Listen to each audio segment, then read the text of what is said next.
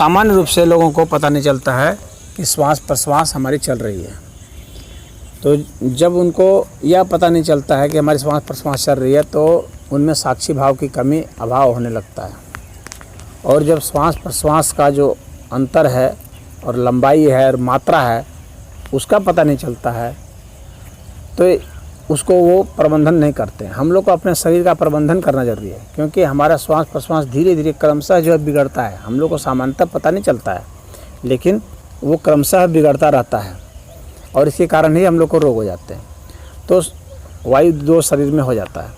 तो शरीर में वायु दोष ना हो इसके लिए ज़रूरी है कि हमें इसका प्रबंधन करना है। और इसीलिए पतंजलि जी ने जो कहा है कि तस्मिन् सति श्वास प्रश्वास योर गति विच्छेदः प्राणायामः, तो यहाँ पर है कि श्वास प्रश्वास को विच्छेद कर देना है, अलगाव कर देना है। समय के अंतराल में, उसके गुण में भी, उसकी मात्रा में भी अंतराल कर देना है हम लोग को। उसका नेचर भी कुछ बदलना पड़ेगा, तब जा कर के हम लोग प्रबंधन कर सकते हैं अपने शरीर का और गहराई में हम लोग जा सकते हैं इसके। क्योंकि जब साक्षी भाव होगा श्वास प्रश्वास पर, जब हम लोग का ध्यान भी जाएगा, उसके हम लोग नेचर को समझेंगे, तभी हम लोग प्राणायाम ठीक से कर सकते हैं। प्राणायाम कोई एरोबिक एक्सरसाइज नहीं है। इसको बहुत लोग एरोबिक एक्सरसाइज जैसा ले करके करते हैं, तो उनको कुछ शारीरिक लाभ तो अवश्य मिल सकता है, लेकिन पूरा लाभ नहीं मिल सकता है। उसको ध्यान देना बहुत ज़रूरी है, कहाँ से चल रही है, कैसे चल रही है, उसके नेचर को, वो शरीर के किन किन अंगों को प्रभावित कर रहा है। तो हमें यह देखना ज़रूरी है कि जो प्राणायाम हो रहा है वो किन किन अंगों को प्रभावित कर रहा है और कैसे प्रभावित कर रहा है, और कैसे एक अंग दूसरे अंग से साथ संबंधित हैं, जुड़े हुए हैं, और वे हमें कैसे अंदरूनी ले जाते हैं। इसलिए प्राणायाम एक बहुत बड़ी कड़ी है। इसलिए जितनी भी साधनाएं होती हैं उसमें सबसे ज़्यादा जो ध्यान देने वाली बात है वो श्वास प्रश्वास पर ही है। यही कड़ी है जो हम लोग को बाहर से भीतर जोड़ती है, हर समय जोड़ते रहती है। अभी जो हवा है और पानी तो हम लोग कभी कभी पीते हैं, खाना हम लोग कभी कभी खाते हैं, लेकिन श्वास और प्रश्वास हर समय निरंतर चल रहा है। इसीलिए जो निरंतर चल रहा है उसके साथ हम लोग को एकजुट होना ज़रूरी है, उसको समझना ज़रूरी है, उससे संबंधित होना ज़रूरी है। तो इस वजह से प्राणायाम की आवश्यकता है।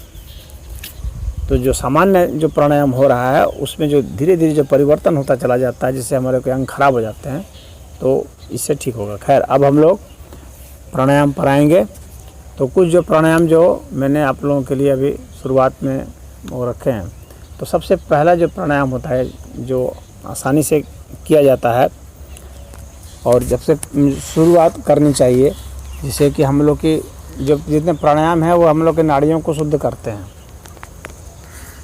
तो इसलिए सबसे पहला प्राणायाम जो है नाड़ी शोधन का होगा, यानी नाड़ियाँ शुद्ध होगी। तो नाड़ी शोधन में क्या करेंगे कि बाईं नाक से सांस भरेंगे और बाईं नाक से ही सांस को निकाल देंगे और अपनी तरफ से उसको लंबाई देनी है।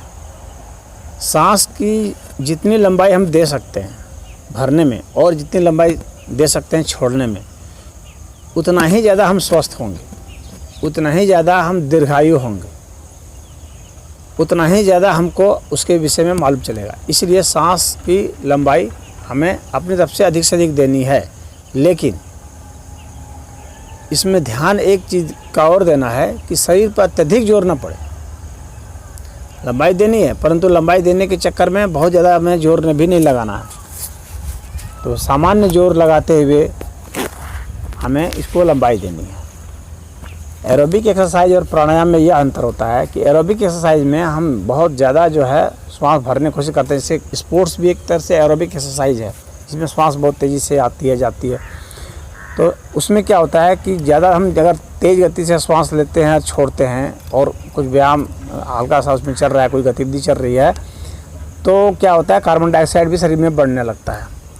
तो कार्बन डाइऑक्साइड की मात्रा शरीर में बढ़ने लगती है, ऑक्सीजन की मात्रा उसके अनुपात में घटे। इसीलिए व्यायाम करके आदमी थक जाता है, एरोबिक एक्सरसाइज करके थक जाता है, स्पोर्ट्स में थक जाता है, लेकिन प्राणायाम करके थकना नहीं चाहिए। अगर थक गए इसका मतलब प्राणायाम आपने गलत किया। प्राणायाम से ताजगी आनी चाहिए। क्यों? क्योंकि इसमें ऑक्सीजन का लेवल बढ़ जाता है, कार्बन डाइऑक्साइड का लेवल बिना बढ़ाए हुए। इसीलिए इसकी सबसे बड़ी कला यही है, प्राणायाम का सबसे ज़्यादा महत्व यही है कि बिना कार्बन डाइऑक्साइड का लेवल बढ़ाए हुए ऑक्सीजन का लेवल को बढ़ाया जाता है, जो हम लोग के शरीर के लिए बहुत ही लाभदायक होता है, सभी बीमारियों को छुटकारा देता है। तो अब हम लोग जो है नाड़ी शोधन करेंगे। तो पहले बाईं नाक से सांस भरेंगे और बाईं नाक से छोड़ेंगे। तो इसको हम लोग कर लेते हैं और इसको जो है हम लोग 10 बार करेंगे। हम लोग पास चूँकि समय कम है, इसीलिए हम 10 को लेके चल रहे हैं कि 10 बार लंबी सांस लेंगे और 10 बार लंबी सांस छोड़ेंगे और बाईं नाक से लेंगे। और सदैव ये ध्यान रहे कि अब जो हम क्या करेंगे कि कोई भी एक जो है ध्यान आसन आप लोग को इसलिए बताया गया था ताकि प्राणायाम आप उसी ध्यान आसन पर करेंगे। तो ध्यान आसन में कोई पद्मासन पर बैठेगा, कोई सिद्धासन पर, कोई वज्रासन पर, कोई सुखासन पर, कोई स्वस्तिक आसन पर, कोई भद्रासन पर। जितने ध्यान आसन बताए हैं आप लोगों को, उनमें से किसी भी एक आसन को जिसमें कि आप सुखपूर्वक आराम से लंबे समय तक बैठ सकते हैं, उसी आसन को चुनेंगे। देखा देखी नहीं चुनना है कि जैसे मान लीजिए मैं पद्मासन में बैठा हूँ तो आपको भी पद्मासन करना कोई ज़रूरी नहीं है। आप सिद्धासन में भी बैठ सकते हैं, स्वस्तिक आसन में, वज्रासन में, भद्रासन में, सुखासन में बैठ सकते हैं।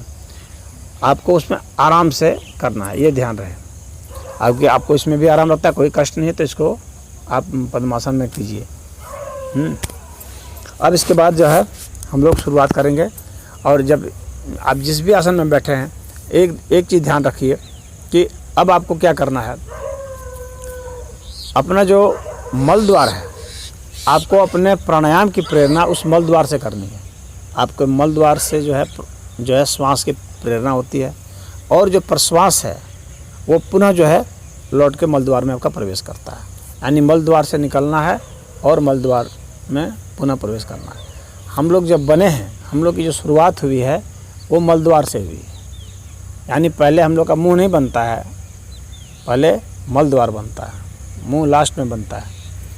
तो यहाँ से मल द्वार से प्रेरणा करनी है श्वास की और प्रश्वास की, फिर वहीं। यानी ये एक वर्तुल बनना चाहिए। यहाँ से श्वास निकला, यहाँ खाली ऐसे से खींच करके लंबा लंबा छोड़ना नहीं है ऐसे, नहीं तो उसको वो फिर एरोबिक होने लगेगा। तो ये इतना ये ध्यान रखिएगा। और उसी में आपको गिनती भी करनी है और उसी में आपको जो है उस पर ध्यान देना है, श्वास प्रश्वास पर, उसकी लंबाई को और उसकी गहराई को महसूस करना है, उसके स्पर्श को महसूस करना है, हृदय की धड़कन को और फेफड़े की गतिविधि को, शरीर की अन्य गतिविधियों को भी महसूस करना है। शुरू करें।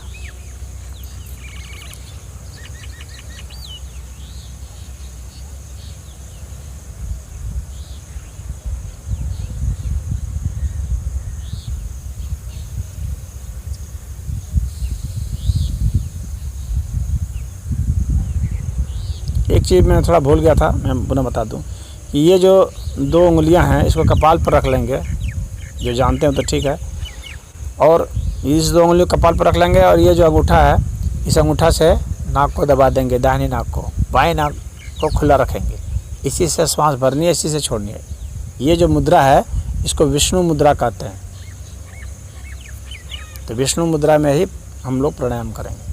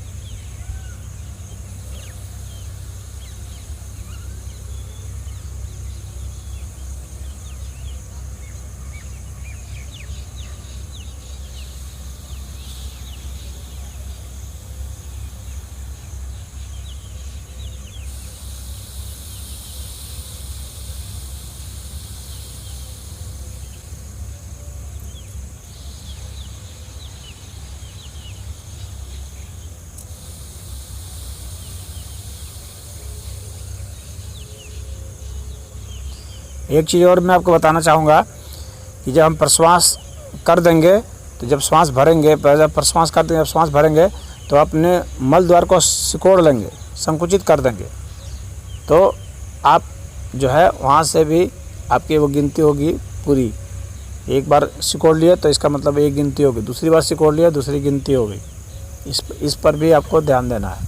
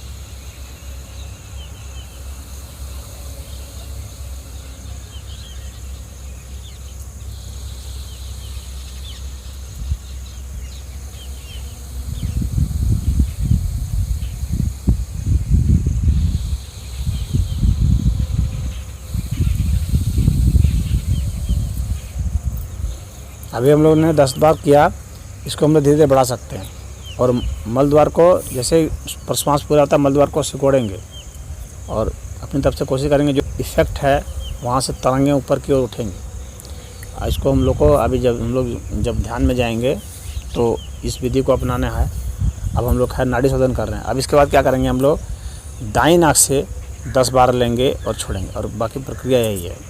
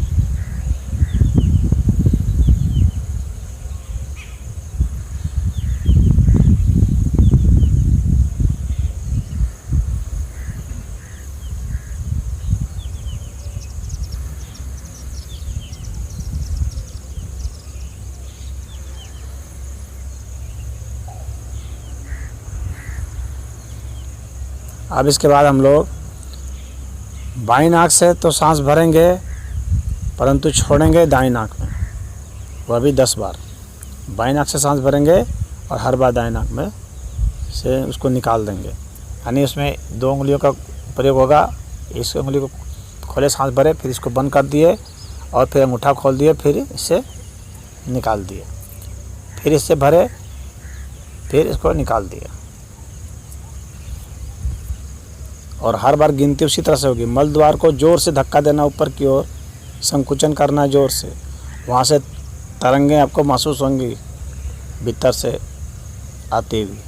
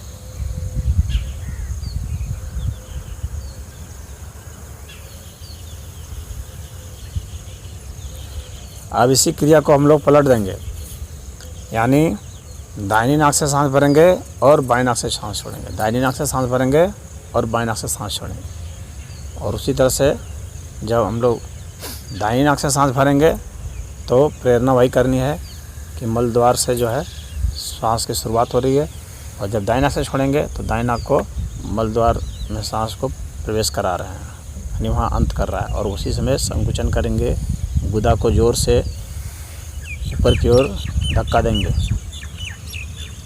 और गिनती वहाँ कंप्लीट कर देंगे।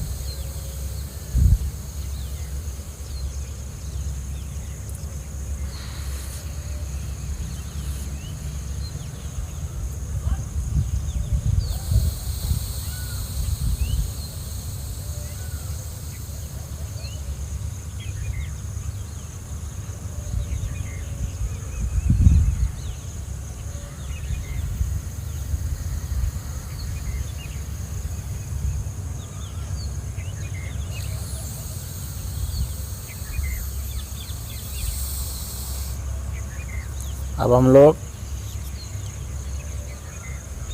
बाएं से भरेंगे और दाएं छोड़ेंगे, फिर तत्काल ही दाएं से भरेंगे और बाएं में छोड़ेंगे, और बाकी प्रक्रिया वही रहेंगी। यानी जब हम लोग बाएं से भरने की जब भरने की शुरुआत करेंगे तो मल द्वार से प्रेरणा करेंगे श्वास की, जब छोड़ने की बात होगी तो प्रेरणा करेंगे कि मल द्वार में श्वास को प्रवेश कराने की, और इस तरह से वो गिनती होती जाएगी। यानी बाएं से भरेंगे दाएं में छोड़ेंगे, फिर दाएं से भरेंगे बाएं में छोड़ेंगे। ये भी 10 बार करेंगे।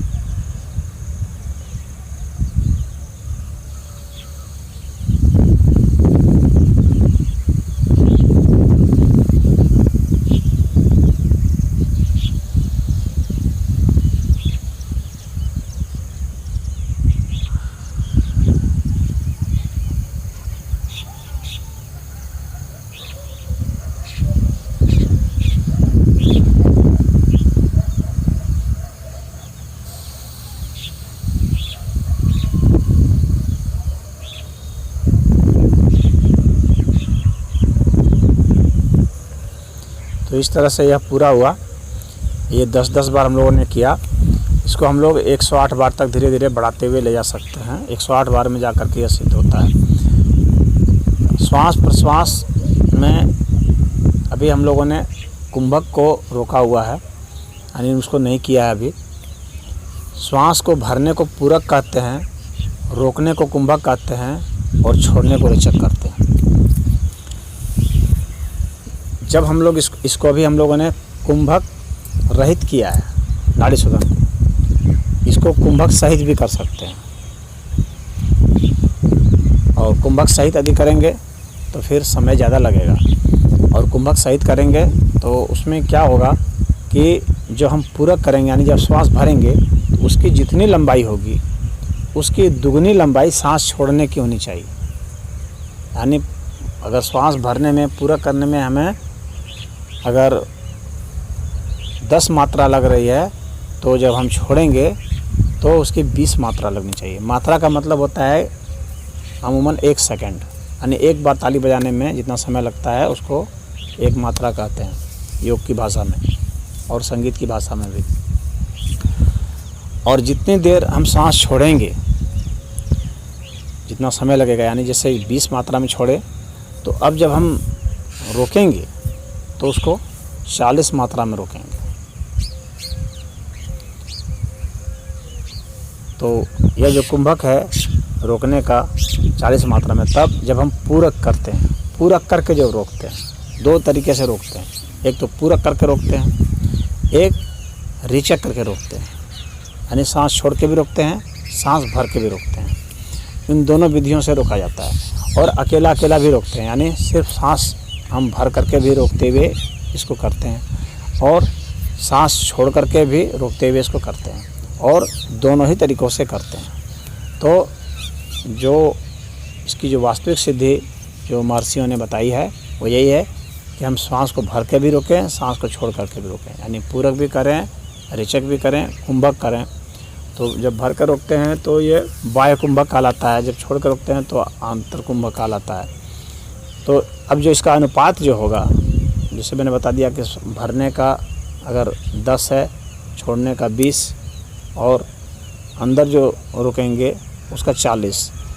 लेकिन जब बाहर सांस छोड़ करके जब रोकेंगे तो सांस छोड़ने में हमको जितना समय लगा था, यानी हमको 20 मात्रा लगी थी, तो उसका जो है आधा, यानी पूरक करने में जितना हमको समय लगा था उतनी देर तक उसको रोकने का कोशिश करेंगे। यह प्रक्रिया होगी। हालांकि इसको भी हम लोग नहीं कर रहे हैं, हाँ, ये लंबा समय खींचेगा। अगर करेंगे तो हम लोग सिर्फ इतने समय में सिर्फ इसी को नाड़ी शोधन को ही कर पाएंगे, लेकिन तब वो पूर्ण हो जाएगा। परंतु मैंने समझा दिया है, उम्मीद है आप लोग समझ गए होंगे। या अगर आप लोग चाहें तो हम लोग इसको 2-2 बार कर लेते हैं, तो कुछ अभ्यास इसका बन जाएगा। तो हम लोग पहले क्या करेंगे कि श्वास भर करके रोक देंगे, 2 बार करना इस क्रिया को, और रोकने की जो मात्रा है मैंने आपको बता दी, और फिर सांस को छोड़ देंगे। तो पहले हम लोग इसको ही कर लेते हैं, और 2-2 बार ही करेंगे क्योंकि समय नहीं है।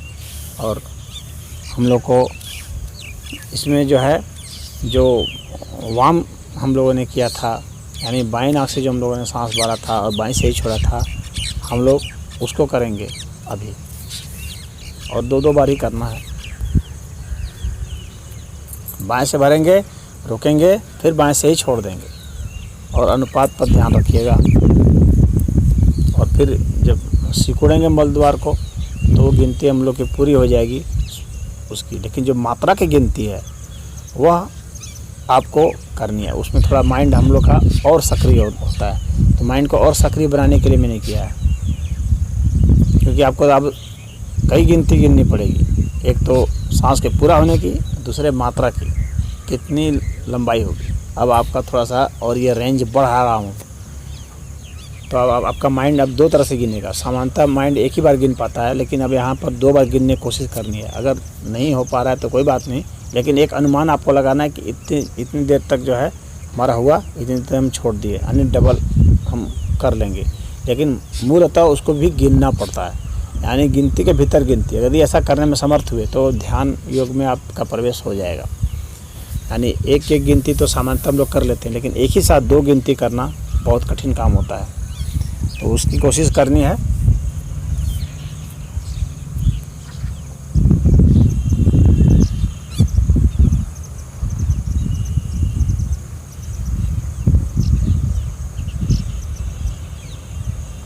और गिनती जो करेंगे तो एक स्पीड से करेंगे, यह नहीं कि आपने बहुत ज़ोर ज़ोर से कर दिया और फिर कभी धीरे कर रहे हैं। आप अपनी एक स्पीड से ही गिनती करेंगे, यानी 1 2 3 4 इस तरह से जो आप गिन रहे हैं, बस उसका आप समझ लीजिए कि इतने ही अंतराल।